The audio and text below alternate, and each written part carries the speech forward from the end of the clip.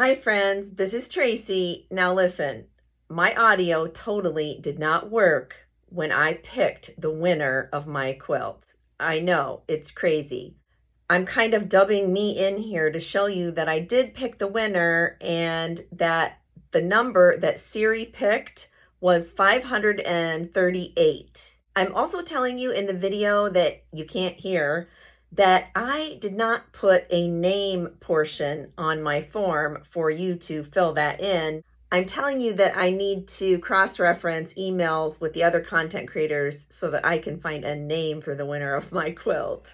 That's kind of where we're at with this. I'm sorry, it's technology and there's nothing I can do about it. And if you can read lips, great.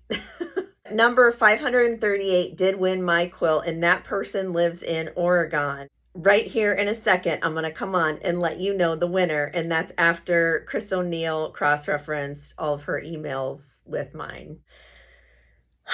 Here we go. Here's the winner. I just had Chris O'Neill from Sew the Distance cross-reference emails and addresses with my winner. And the winner is Deborah Romero. Yay, Deb! By the time this video posts, your quilt will already be in the mail on its way to you for Christmas. Congratulations! Yay!